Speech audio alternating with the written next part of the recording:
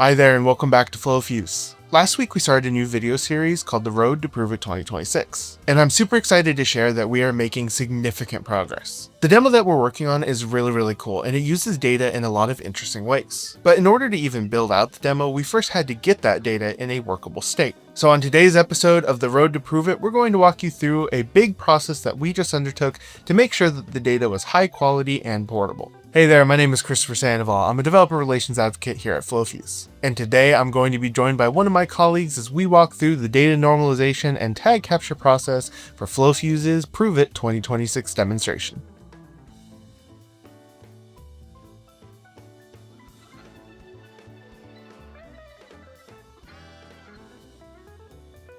Now before we get into the data conversation with Drew, I do want to update you a little bit on the hardware build out. So as you can see here, we have actually built out a lot of our hardware. We have our server in place as well as 3 on-logic devices. Now these systems are all tied into a single network switch, and then that switch is picking up our network from our industrial router. This router is basically going to give us the ability to connect to our wireless network while creating a local physical network that also has cellular and LTE fallback. We'll get into the hardware a little bit deeper next week, but for now I'd love to talk about the data side of things. So let's dive right in.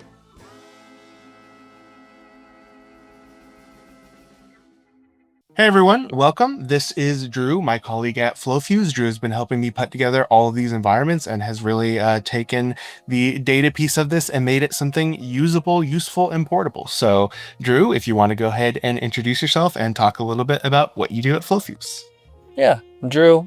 I'm here at FlowFuse. I'm a solutions engineer. I work with customers to take their problems and turn them into actual real architecture with FlowFuse to solve those problems. Awesome. Can you start by talking a little bit about the data that we got from ProveIt and some of the limitations that we had to sort of work around? So the data we got from ProveIt is an MQTT broker. There are a multitude of enterprises that you can work with. For us, we chose Enterprise B because it is fairly straightforward for just understanding. It's a juice factory. And we're going to be actually taking and manipulating the sites for the factory. There's 3 of them, and we're going to be taking and mapping that to our structure, as well as adding in our own 4th site, and so we can have some interactive pieces at our demo booth. So here's our MQTT feed that's coming from ProveIt. So we have an option of using different factories, different enterprises that are given to us. We chose B because it is a juice factory, and the transactions that happen inside of the juice factory fall in line with best fit, form, and function for FlowFuse. So we're actually going to be remapping and cleaning up these topics for site 1, site 2, site 3, and getting rid of some other payloads that are not necessary for our demo, as well as adding a 4th site, which will be our actual booth, where we're going to have some interactive pieces for producing juice and packing juice. So when we started on this journey of normalizing the ProveIt data, we ran into 2 issues. One, we needed to capture the topics. What are the raw topics of data that we have? And then 2, we needed to understand the asset identifiers and capture the asset identifiers. So we built these 2 tables. So this is all of our assets, and we want to start harvesting this for context of our topics tags. So we built some flows to capture this data, and this is now all of our assets across our enterprise. Moving forward into topics, we're actually capturing these topics, the raw topics here, and we're giving ourselves an opportunity to restructure this data into our unified namespace, as well as add more contextual data when the topic is injected into our new namespace. So now that we understand the premise of us trying to capture our topics, as well as capturing our assets, let's roll in to see exactly how that works. So you can see right here, we're subscribing to our raw data.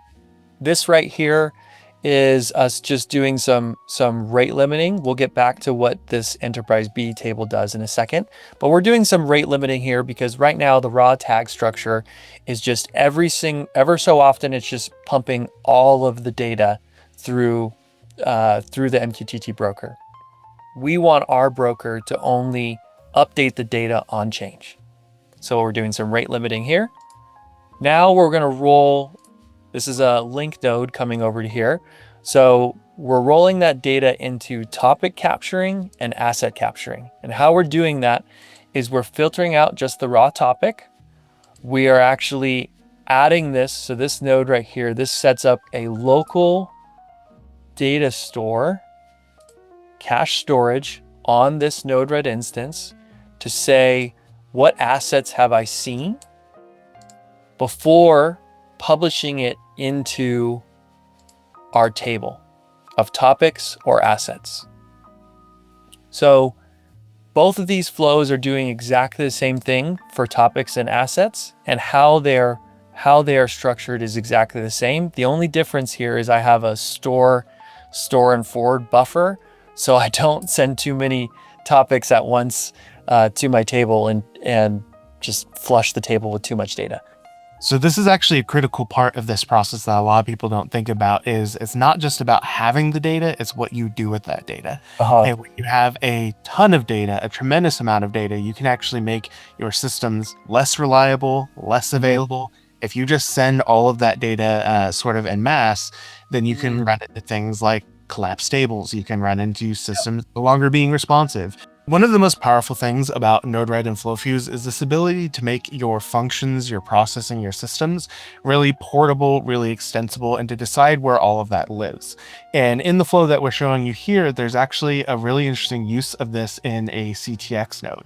So Drew, if you want, can you dive into the entb table ready CTX node and give us a little bit of an idea about what it is and how it works?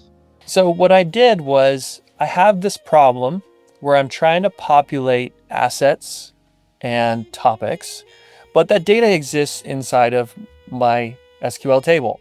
Well, when I have thousands of messages coming in a second, from an MQTT broker, I don't want to just ping my server, my SQL server, with all of these requests asking, do you exist?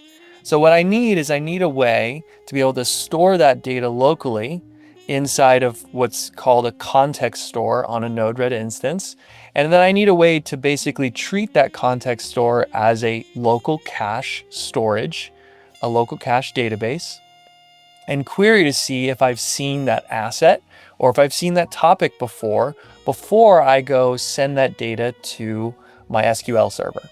So what I did was I created initialize subflow, which what this does is it takes data from the SQL, publishes it into my context store, which this is here. So you can see this is basically just a table represented in an array. And then I also have this ability to pull data against that and ask questions against this local store to say, do you exist? Are you different? Have I not seen you before I send it off to my SQL server? Yeah, that's awesome. And I think you can tell that this idea of sort of portability, of determination about where this data lives, where these flow lives, you can see this throughout this entire project. I mean, you're using CTX tables in multiple places. You're using the link out nodes to control your flows. I think this is a really, really good example of a complex problem that in other solutions may be either a game changer or even a game breaker. Is actually something that you can do really, really easily in FlowFuse. Yeah, so especially when we come across solving a problem, I have so much flexibility on solving this. So this was one way to solve by pulling data, publishing into my context store, and treating my context store as a table.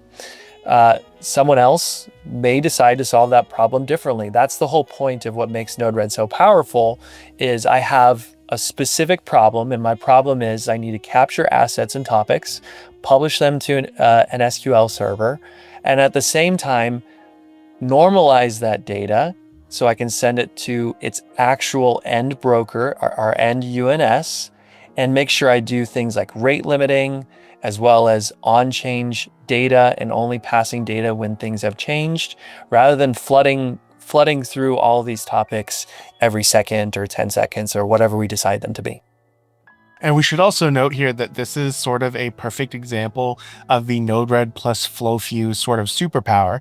Is the device that we're looking at is actually a local device. It is a remote device. But we also have other instances that I'm running right now that are cloud hosted, and we're running data from the internet to a local device and then managing all the interconnections.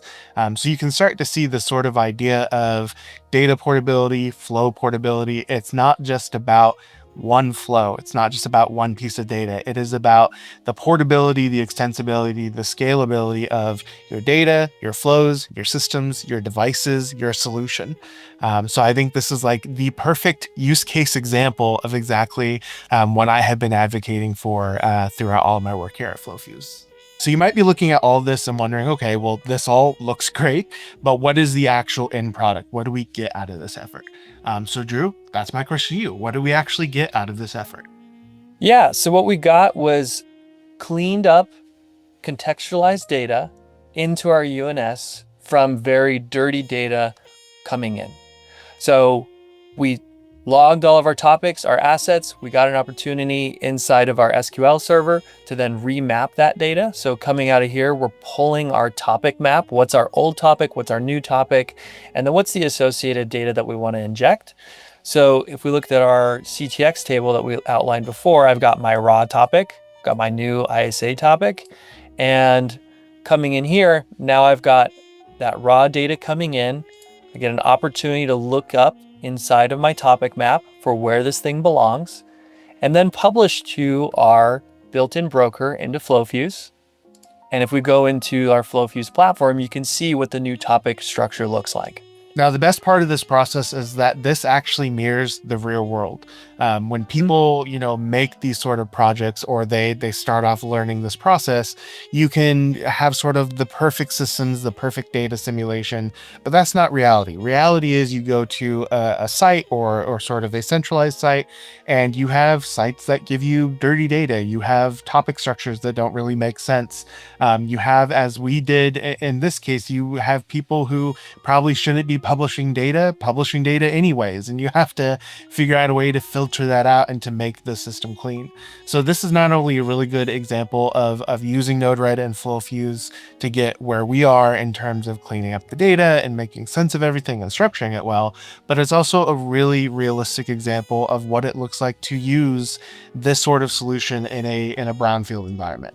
So while we're talking about being realistic, let's put a finer point on this. So Drew, how many topics did we actually deal with in this entire flow? Yeah, so it's 4,415 topics on Enterprise B. Wow. And how long did it take you to build this out? Yeah, so this took me 12 hours. 12 hours, okay. And how long would it take you to add more topics? Oh, maybe just a couple minutes. The structure is set up. Well, Drew, thank you for your time building this, and thank you for your time doing this. Yeah, I look forward to the next session.